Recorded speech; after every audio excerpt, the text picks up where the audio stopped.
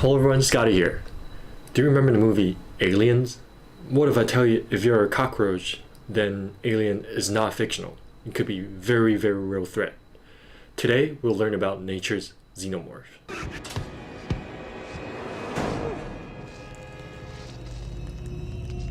So just a couple weeks ago when I was hiking, I saw this bizarre scene right here in Taiwan. That is a wasp dragging an unconscious spider across the ground.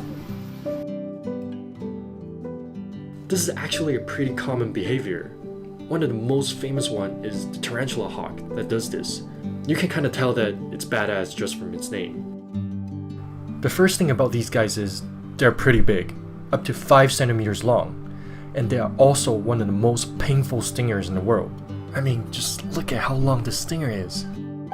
And it will use that stinger to hunt tarantulas, and its target are a lot of times same size or even bigger than itself. The sting is really weird, no matter how many times I look at it. Just take a look.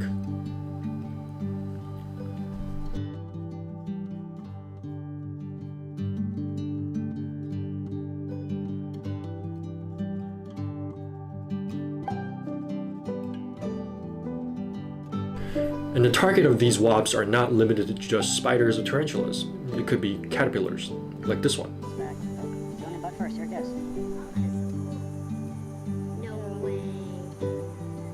So why do these wasps do this?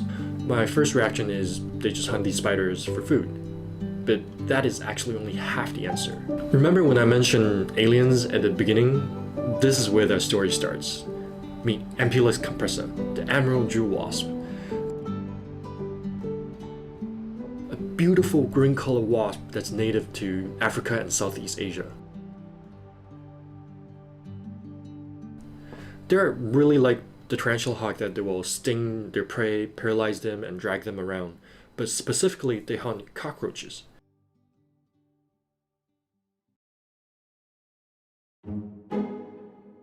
And it's the way how these wasps capture cockroaches that makes them really special.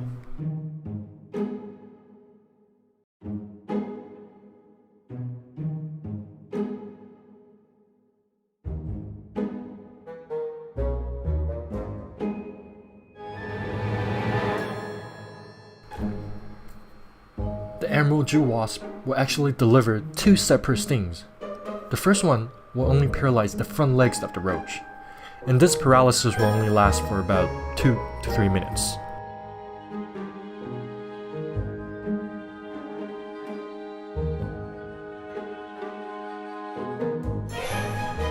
However, before the paralysis wears off, the wasp will deliver a second, much more precise sting, targeting the brain of the roach.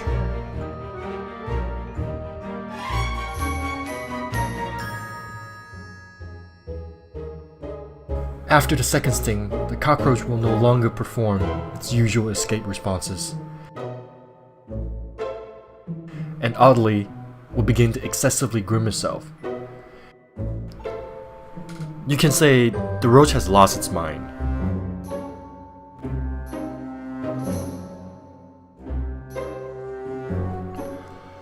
Once the wasp knows the roach is subdued, it will cut off the antenna of the roach.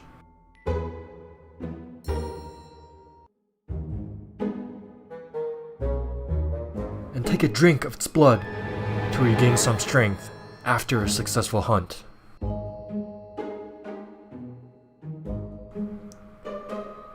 Since the roach is too big for the wasp to carry, it will then walk the zombified roach to its burrow.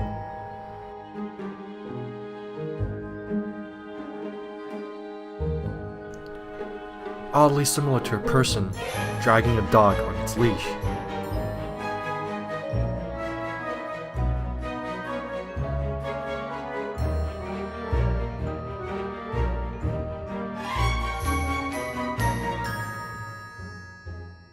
Once the roach is inside the nest, the wasp will now perform the final and the most important part of this entire operation.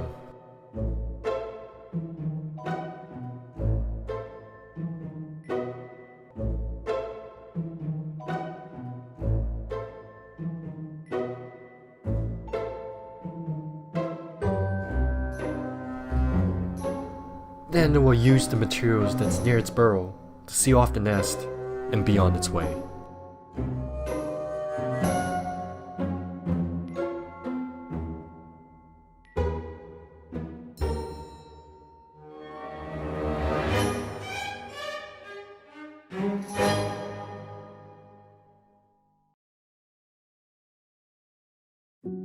The larvae will grow feeding on the roach, avoiding its vital organ to keep the roach alive for as long as possible.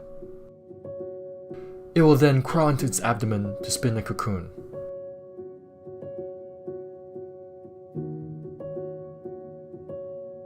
And finally, a young emerald jewel wasp will emerge from the roach carcass, and the cycle of life continues.